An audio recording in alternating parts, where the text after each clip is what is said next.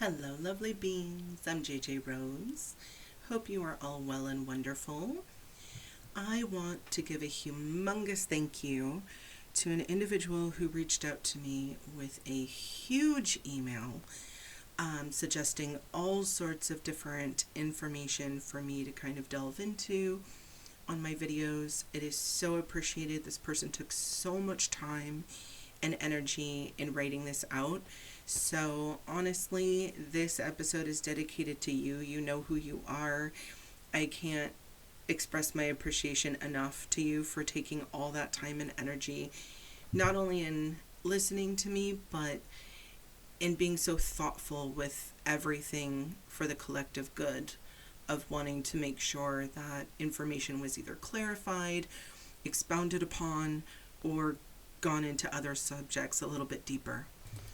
This all being said, I wanted to talk a little bit about karma, contracts, and a whole bunch to do with thoughts and manifestation, as well as growing not only physically, spiritually, mentally, and emotionally.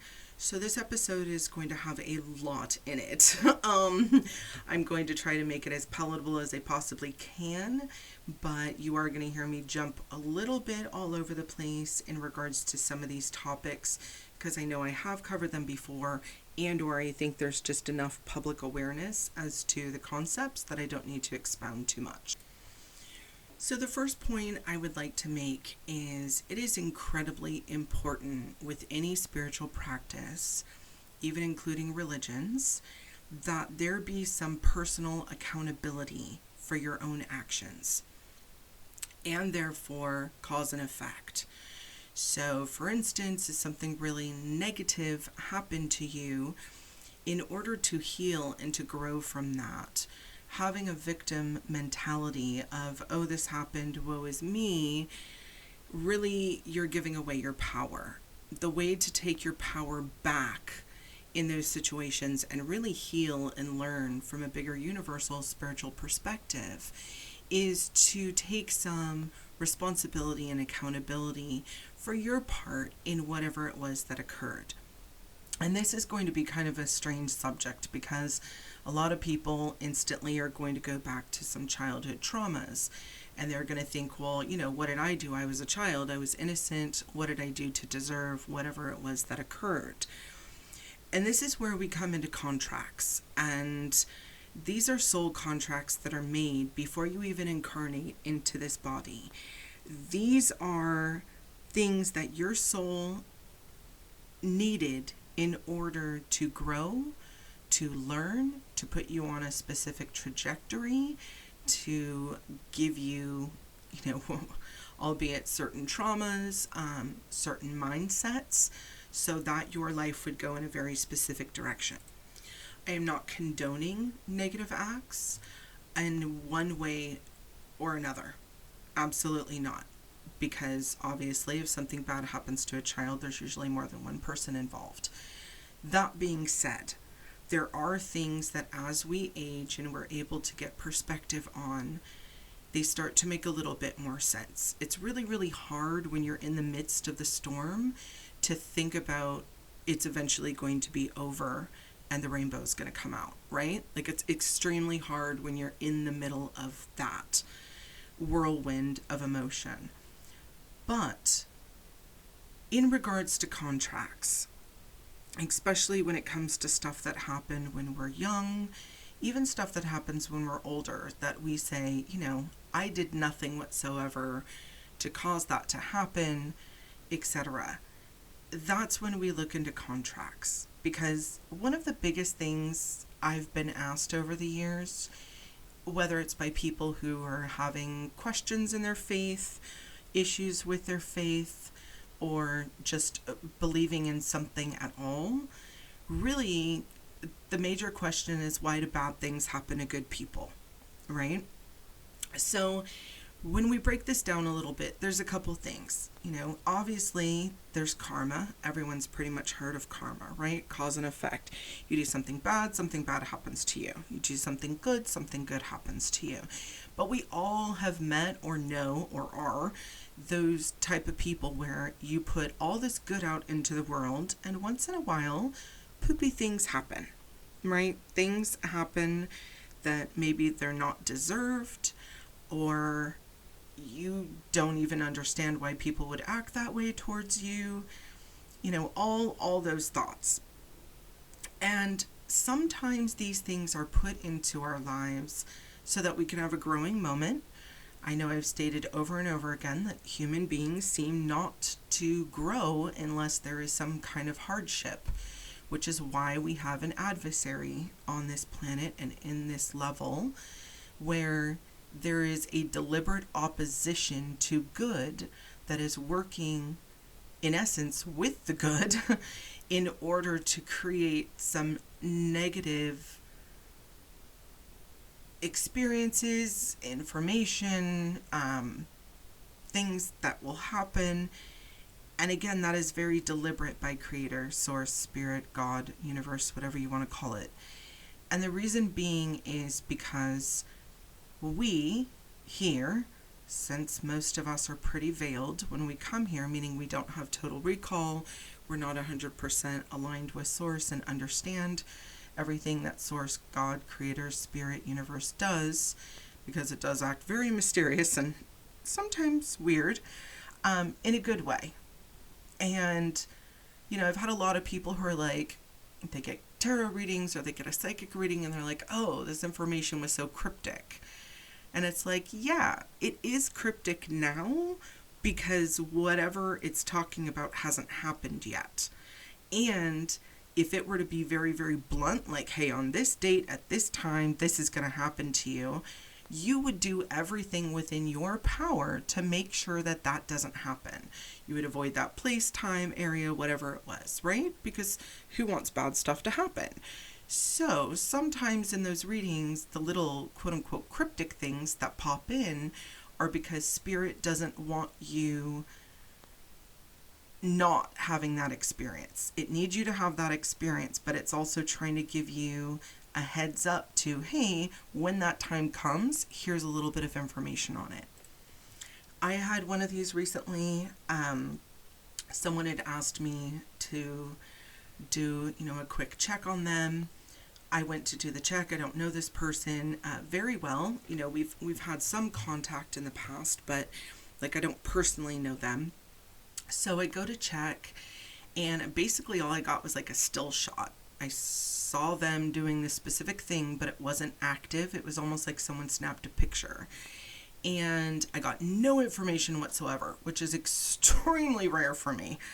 And for absolutely whatever reason, I told them what I saw, and I was like, if this is you, I'm not sure why I'm not getting anything, but, can we jump on a phone call? Which, again, very, very rare for me, right? Because phone calls are kind of hard to fit into my daily life and schedule. And so they say yes, and I have them send me a message on Messenger. Well, on Messenger, it showed their full name, which had their actual last name versus the email, which was something else. And when I looked at the last name and I jump on the call, I said, are you related to that last name by blood?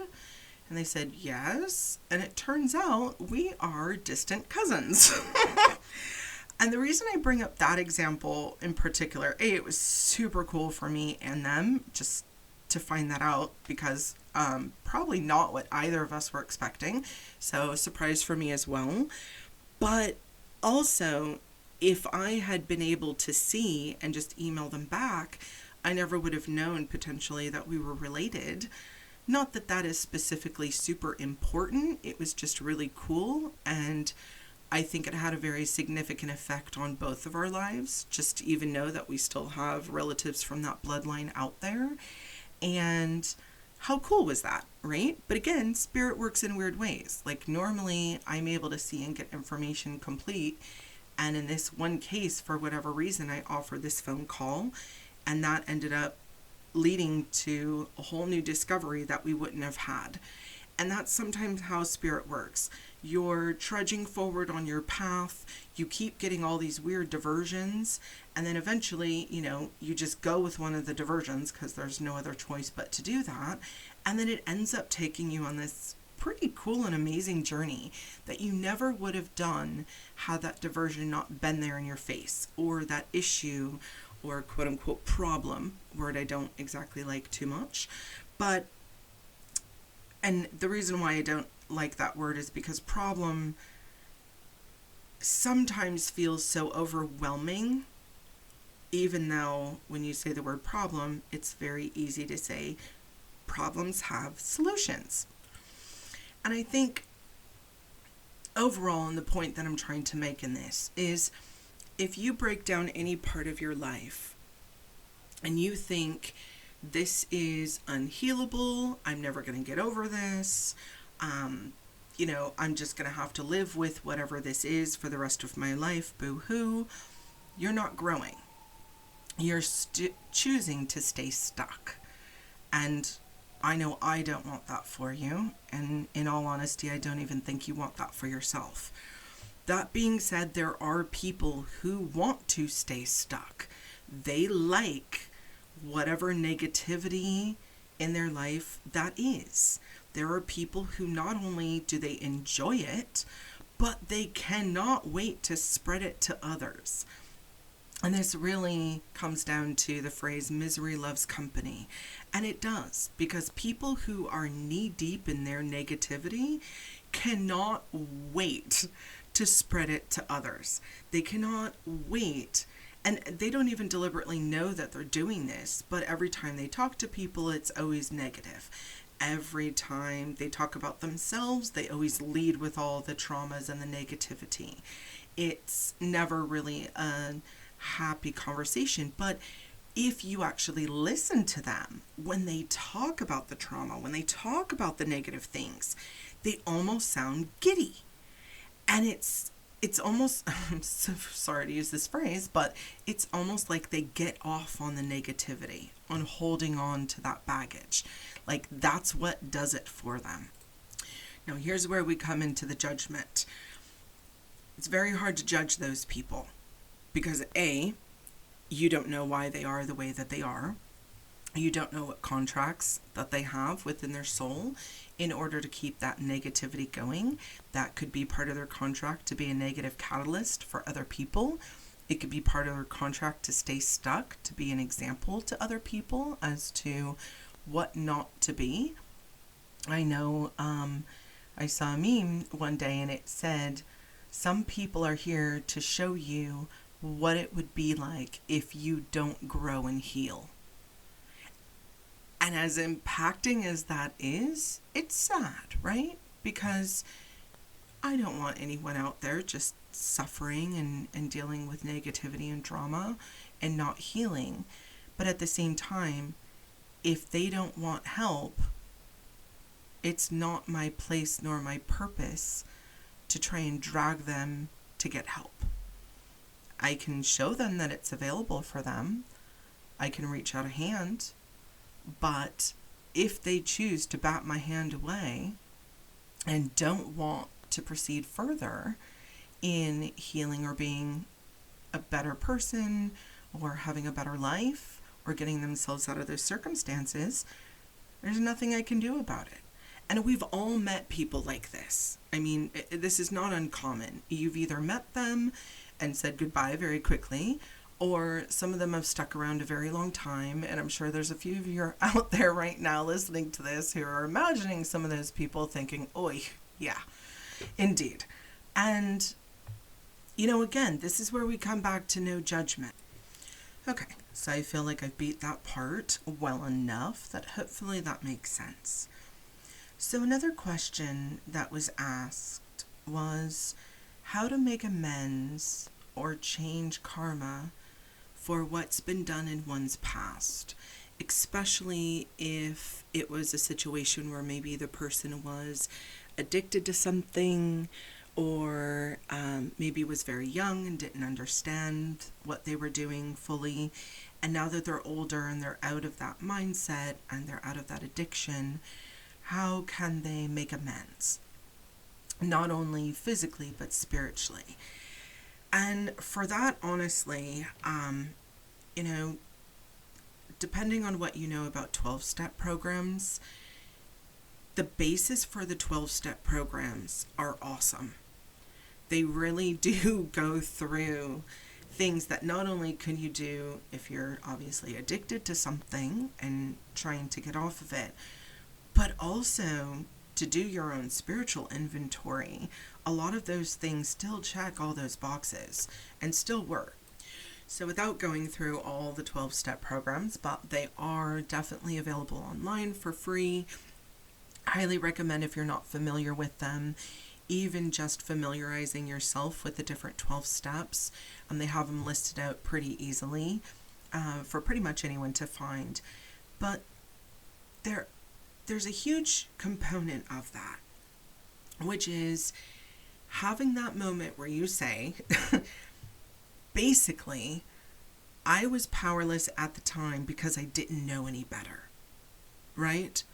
And all of us can say that at one point in our times we didn't know better. Lord knows I can say it. I did a lot of silly stuff when I was young.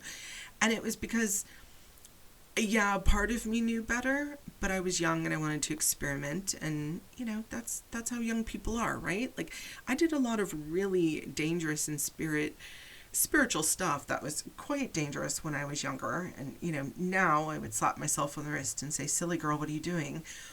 But at the time, you're young, you're experimenting, you're trying things, right? And you hear all this from adults of like, don't do this, don't do that.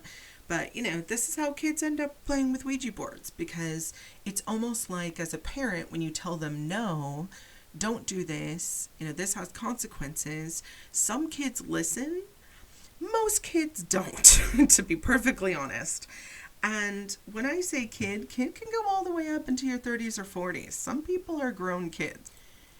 So what I would say is giving yourself grace and having some self-forgiveness for the fact that you didn't know at the time what you were doing, right?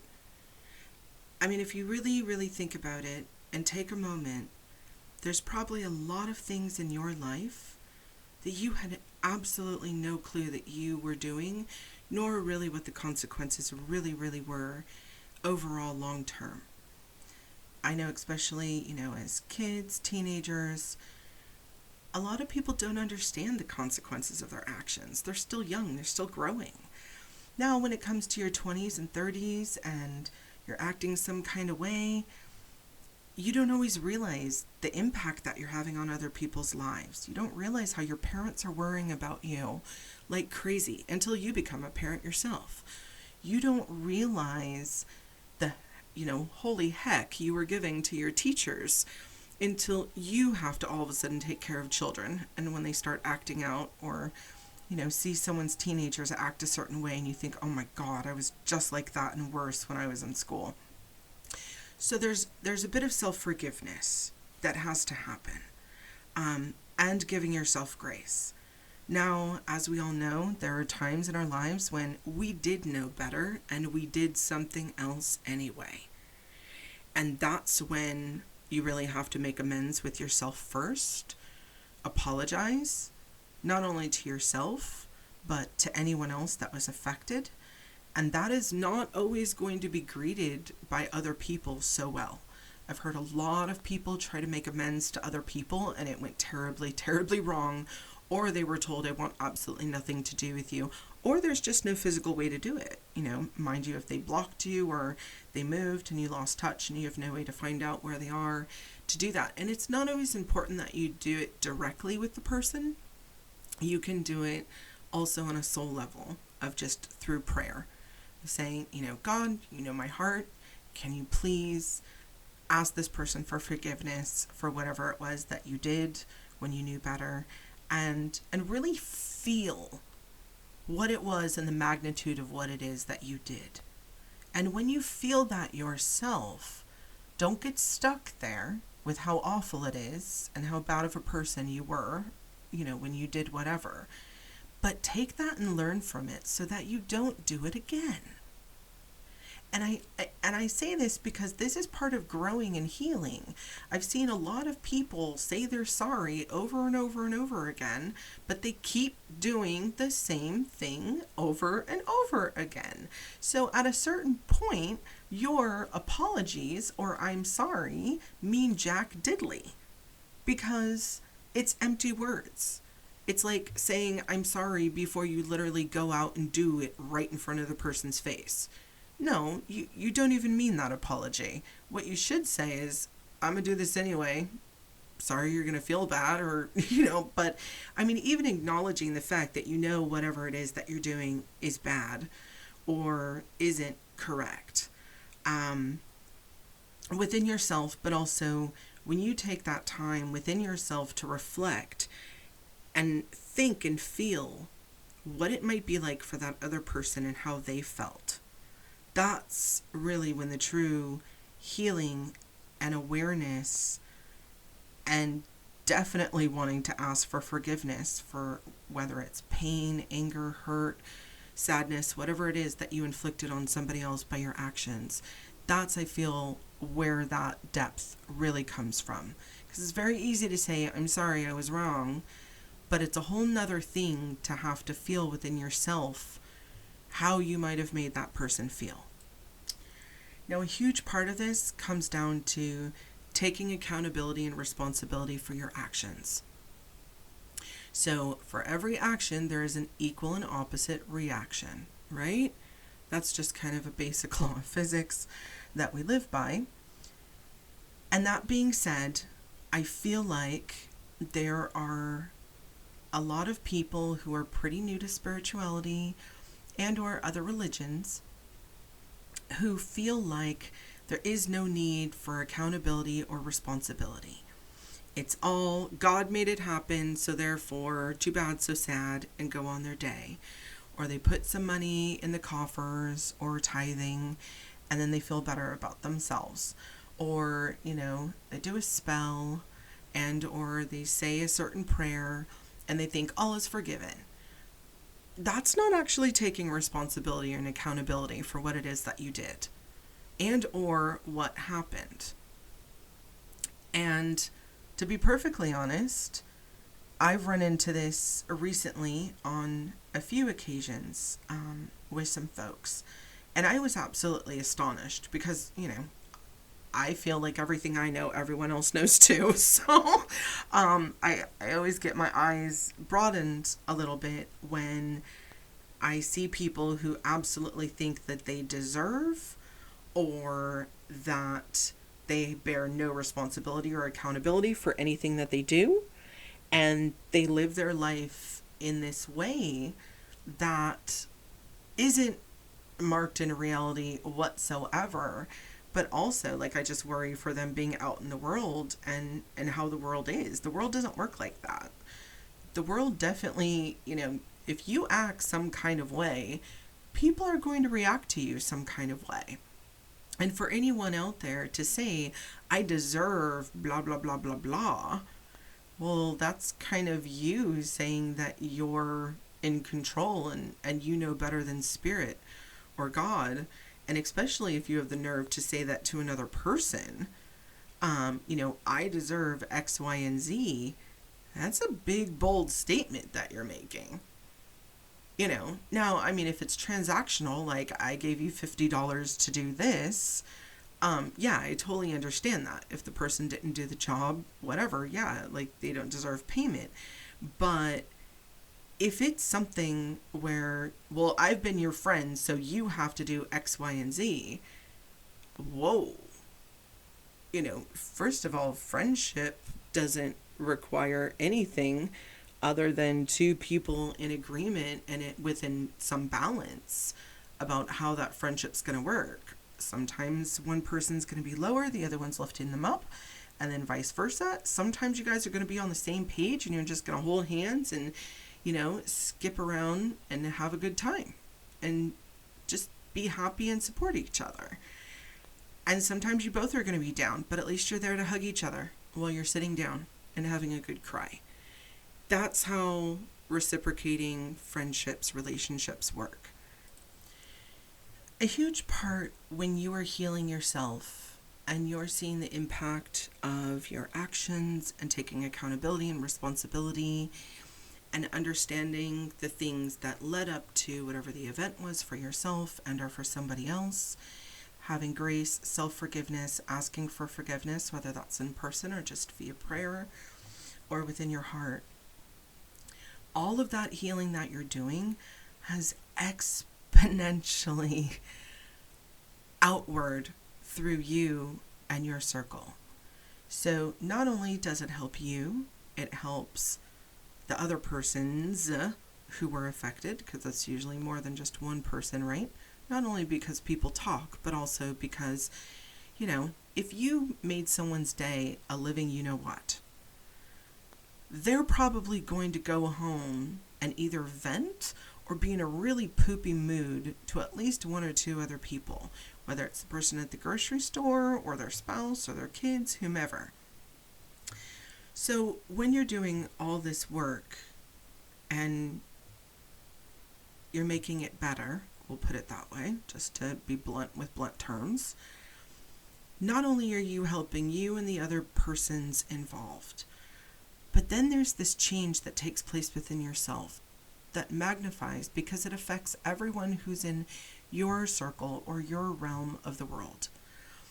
And then there's even deeper work that ends up not only healing yourself and those around you, but also your past generations. And you're potentially breaking curses and generational curses and bonds and ties and attachments for your future generations. And that means even if you don't choose to have children or not. But that goes down the line and down the pike. So it goes backwards, current, exponentially out, and forwards. So when you guys hear me really talk about working on yourselves and healing, it's so much bigger than just doing it for yourself. And I'm not saying don't do it for yourself because it's extremely important. But I want you to realize the impact that the work that you do within yourself, whether it's your shadow work, whether it's immediate work, whether it's past, whatever it is, work, all the works, all of them have these huge, tremendous effects on the rest of the world and on so many people.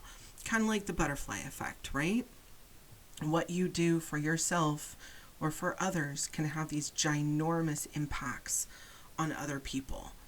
And again, if we really understood the breadth of everything that we do and the impacts that it has thereon, I think we would really honestly and earnestly try to do better on a daily basis. Now, a bit of this dovetails into why I talk about the dangers of what you put in your subconscious, what you put in your body, what it is that you're listening to, watching on TV, reading, etc., even music listening to. Reasons why I talk about this is because a lot of you out there, especially if you're in the middle of your spiritual awakening, shadow work, healing, some of you are in fragile states and you don't realize that. And that's okay, because how hard is it to admit that we're fragile creatures and be vulnerable, right? But even just taking a minute within yourself and saying, hey, the work that I'm doing is a little bit scary and I'm kind of on an icy street right now. I've got good shoes on and I know how to walk on the ice, but all it takes is one little thing and I could go, sliding or fall down and go boom, boom. So when you are having these huge epiphanies, when you're having these huge healings, when you're having your spiritual awakenings, and, they're very intense, and you know when that is, right? Like we all know within our limits, you will actually start to feel yourself be repulsed by certain things. I've heard some people, certain foods all of a sudden are absolutely repugnant to them. Usually they're the lower vibrational foods. Some people, meat in general, just the idea of another life having to be sacrificed for you to eat is too much for them to bear. I myself have gone vegetarian and vegan many, many times, up and down. I'm not judging either way. There are things that are here for us and that are part of our diet, but if it doesn't call to you and it makes you sick, don't ingest it. Same thing when it comes to music. I had one person tell me that there was this specific type of music that they loved. I mean, that was like their thing. And they went through this really intense healing and spiritual awakening process. And they literally had to switch genres of music that they could listen to. I mean, it got to the point where basically they could only listen to certain type of orchestra music, no words, only happy, upbeat stuff, because they were so sensitive. And the vibration from the music itself just affected them so much. And obviously that's a very, severe case. Not everyone's that sensitive, nor would I want for anyone to be that sensitive, but I get it. I've been there myself. I've had times where, you just want to binge murder mysteries or scary movies, and then there's other times where I can't even watch the news, because to hear about someone being hurt or worse sends me on an absolute tailspin, and I start crying because it's too much for me. I'm too sensitive at that point, and I have to give myself grace and allowance for that. It doesn't mean I'm being an ostrich and I'm sticking my head in the sand and I'm ignoring all the bad stuff. It just means that I'm setting a harsh boundary for myself at that moment, saying I am not able to deal with this. And the same thing goes for people. There will be times where there's certain people, whether they act a certain kind of way towards you directly or just in general, but you might find that being around them, or even having them on social media, or, being around, for some people, it's even their voice, they're not able to handle it. And it's for the mere fact that vibrationally, it's so against where you're at that you're too sensitive to it. It's almost like if your ears hurt, like if you have an ear infection and someone wants to blare like super tinny music or super bassy music, like you need to turn it off or turn it down. Your ears cannot handle it. That's the same thing with your physical and spiritual being. There are going to be things that your body and your spirit are not able to tolerate at a certain time.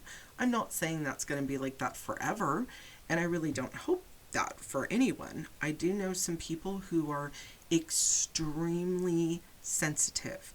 And let me tell you, they do a lot of work to try and desensitize themselves, because it is really, really hard when you're super duper sensitive to everything. Life isn't going to tone itself down not to trigger you. So you have to take yourself out of those situations, and that can be rather hard, especially with day-to-day living. But, just to come back to the point, this is why I talk about what you're putting in your subconscious. Here's a really good example. I listened to this amazing podcast last night, and it was this really cool episode. And this gentleman was telling his story, and it was very fascinating. And it wasn't that I saw any untruth in it whatsoever. It was just a really kind of out there, fascinating story. And one I had never really heard before either. I'd never really heard like this specific subject discussed before. You got to remember, I definitely have a little more insulated box of what I've listened to. So, it might be out there for everyone else. But in my life, I hadn't heard this. And so, this morning I had woken up and thought, I'm going to go back to sleep for a little bit. I go back to sleep and I have this super intense dream, and it was totally a subconscious dream, because it wasn't like I was actually there. Well, a little bit, but it was more kind of like a subconscious dump, because there were a lot of things in the dream that I had seen or heard about within the last 24 hours. And I woke up after this dream that was, like I said, super intense, and I thought, whoa, I really got to watch out what I'm listening to before I go to sleep, because it impacted me in such a big way. I mean, I was like fighting to get out of this dream. Like I wanted to wake up so badly, because it was just so intense and overwhelming And like I said, there was just so much subconscious, I call it subconscious vomit, when it's just all over the place in the dream, where I wanted to be out of it. It was too much, not great. And so therefore for myself, now I understand, okay, before I go to sleep, I need to make sure that I'm watching X, Y, and Z or something, keeping certain things out of my subconscious for the time being while the veil is completely open, and it still is, and understanding where I'm at with just the sensitivity within my own being right now. I know I talk a lot about fear and how it holds you back, and how fear can actually block learning and growth and getting help. I mean, the truth of it is, there are a lot of people out there who want help, but they're afraid to get the help. And that could be therapy, that could be, talking to family members, that could be money issues. I mean, I'm not just talking about spiritual stuff. I'm talking about across the board, anything that people are fearful of.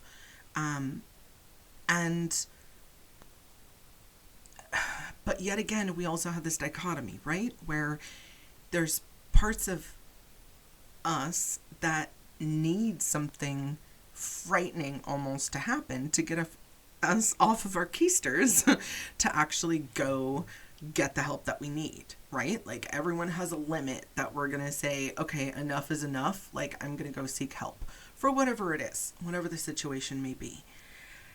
So I guess what I'd like to say to that aspect, because I don't want you guys to feel like I'm contradicting myself, but the reason why I'm bringing this up is because fear is a part of life, okay? I did an entire episode about it already, but it is a part of life. It is also sometimes a very useful tool in getting certain people the help that they need, or getting them off their duff in order to move forward, or actually move, grow, heal, whatever it may be. It's being stuck in the fear. That's the issue. So, like most emotions, and I definitely know that this is used in a couple older religions, but the way that emotions are described is that they should be like water off a duck's back, or rain going down a wall, where it's there, you let it gently roll off, so you deal with it at the time period, but you don't stay stuck in it. Same thing with grief. You don't stay stuck in grief. There are times when you're going to really have to feel that, and then you have to put it in a box and put it away, and then you take the box out when appropriate, and you cope and deal with it when you have the time. Because let's face it, some of us in our lives, especially those of you out there who have kids or grandkids, or heavy careers, and you're juggling so many different things. I heard one person say, I don't have a time for a nervous breakdown right now. And I cracked up, because when I really thought about it, I was like, yeah, you don't. Like, I get why you're at where you're at right now, and you don't want to deal with X, Y, and Z. And that's why you're going to get there when you get there. So it's okay. Like, I get it. Not everyone has the bandwidth to do all of this right this second. But whether it's you that I'm talking to directly, or you taking this message and talking to somebody else out there about this, whether this hit for you or if it's appropriate for someone in your life that you're going to eventually talk to, you're planting the seed that when you or the other parties are ready, this work can be done. And it doesn't have to be all in one day. Rome wasn't built in a day. Let's not try and unpack, a whole lifetime of trauma in 20 minutes. I mean, there are people who can do that, but it's very, very rare. So what I'm saying is, give yourself time, give yourself grace, and just know if it hasn't happened yet, at least you know that you have time and resources to make that happen. Thoughts are things. And thoughts produce little thought bubbles that stick to you and other people, which you could say in a way is like planting a seed, right? So whether it's today, whether it's in the next couple years for you or somebody else, for growing and doing the healing work that you need to do, I'm super excited for you whenever that time comes. And, make sure that when you're doing this work, that before you step into doing it, start thinking about the manifestation of what your life is going to be like after you do this work and after you heal. Because I know that seems to be one of these little stumbling blocks for some people is, what is my life? What does my personality look like when I start healing or releasing all this baggage or drama or emotional stuff? And if you can just take a little time, maybe daydream about it. That's what works for me. Doing like a little daydream about like, what does that look like for me? How am I interacting with the world? What does my life look like? Now that I've chosen to leave these things behind, and get excited, right? Because then when you have that excitement behind you, you're going in with a really, really good vibration already on like a higher level. And I really feel like that can help the process. Because let's face it, some of this stuff is scary. Like having to go back into some of your past stuff and look at the reason, causation, and how it's affected yourself, where it's stored in your body even. That can be really intense. But if you're super excited about how it's going to turn your life around, you're going to do the work with that much more pizzazz. Yes, I said the word pizzazz. One last thing that I want to bring up on this, and thank you all for letting me bend your ear so long. The question was asked about jealousy and envy and how to get through or over those things. So here's what I want to speak about when it comes to jealousy and envy. I've never in my life really understood jealousy nor envy. The reason being is because I've never wanted to be somebody else. I've always wanted just to be me. I might like to be a better version of me, but I've never wanted to be somebody else. If I saw someone else got something, whether it was, a physical thing like a new car or a house or married or a family or kids or whatever, I'm happy for them. I'm excited for them. I want to love and support them and be their cheerleader. Like, how awesome is that whatever it was that they got, they worked hard for that, or they won it, or, however it came into being for them. Like, I'm super stoked that occurred. Other people's success is to be joyful at. It's to be excited for them. I mean, that to me is just being a loving being and wanting the best for other people. I remember when I was younger, one of my friends got this car, and I loved that car, like that specific type of car. And she ended up getting it, and I was so stoked for her because we both, grew up loving that kind of car. So kind of a dream come true, right? And so I talked to her and I said, hey, I don't want to bite off of you. So would you be okay if, I save my money up, and if I'm able to find one, would you be okay if I got like a similar car? Not same color, because we don't like the same colors, but would you take offense to that? I don't want you to think that I'm copying you. It's just, that I love the same car too, but would that be okay? And she was like, of course. So she actually sat down with me and we went through how much the car cost, how much the insurance cost, the registration, so that, because she had already gone through this, so that I knew what to budget in order to get it. And a year later, I ended up finding the same kind of car in the perfect color for me. And we were super stoked. And so, I was her cheerleader. She becomes my cheerleader. And then we ended up starting this fun little girls group for this car. And we got little license plates and everything. And we drive around side by side and, do stuff that dumb teenagers do when we're super excited about it. We had absolutely no clue what we were doing. We were nothing professional whatsoever, but we were just super stoked. And that, I think, is an awesome example that I want to share with you guys, because that's supporting and loving one another. I have never looked at something else that someone else has done and been like, why are they getting that, not me? Like, no, if I want what they have, then all I have to do is just go put in the work that they did in order to make that happen. And there are times when, I don't necessarily want exactly what they have. Maybe I want something like that for myself, but, that works for them. If they're stoked about it, I'm stoked for them. Like, that's just being supportive and happy for other people. So when it comes to jealousy and envy, I mean, I know it exists. I understand the concept of it. But I think if it's something that you've dealt with in your life, if it's something that creeps up a lot, I really feel like it would be important for you to kind of mind check yourself and say, okay, instead of being jealous of what this other person has, find out what they did or what steps they did in order to get there.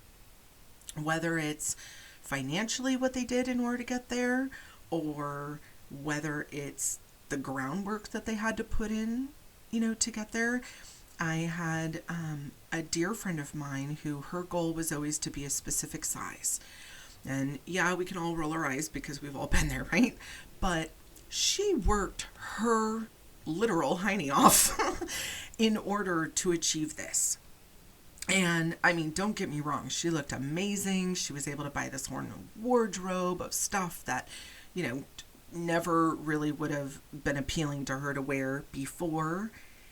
But the really sad part is she has all these friends over here looking at her so happy and excited for her because of not only all of her hard work paying off, but how great she looks. But within herself, she didn't feel it.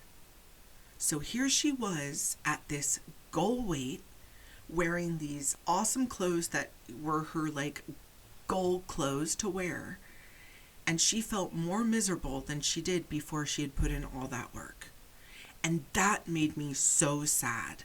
And I remember her coming over one day and, her just crying and saying, all these hours at the gym, all these times where other people were eating all these good foods and I'm depriving myself of everything and I'm basically starving myself silly. And great, I look good in pictures, but within myself I still feel awful. And I started crying for her because I couldn't believe putting in all that work and effort and everyone's stoked for you, but you within yourself don't feel it. And that was so sad. And the only reason I'm telling that story is because that to me is the only time that I could really see jealousy and envy come out, I mean, and we had a huge conversation of, hey, you look at all these magazines, you're looking at all these people on social media, like these stars and stuff, their pictures are completely touched up. They have personal trainers. They're not working a 9-to-5 job like you are. They have a completely different lifestyle. They have a completely different body type, most of them, in order to have the bodies that they do.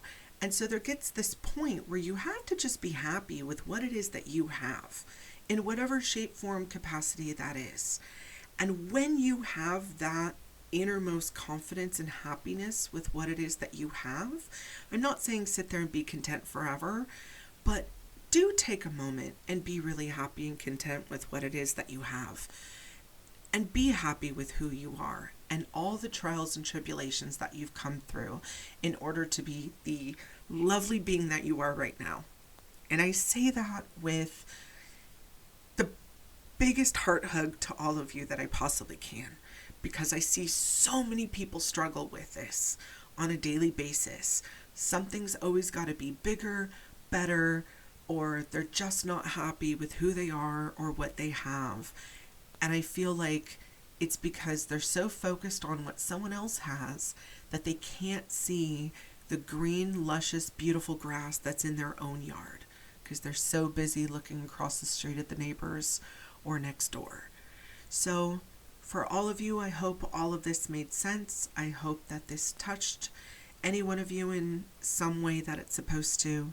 I pray for all of you out there listening and exponentially with everyone that you're going to talk to and meet up with your lives, that you do feel that level of joy and happiness and fulfillment within yourself, and that you can share that with the world, because that's shedding light on the world, and in a way that it seems so small and trivial, but you never know when that one smile you give that random stranger is going to keep them alive for another day.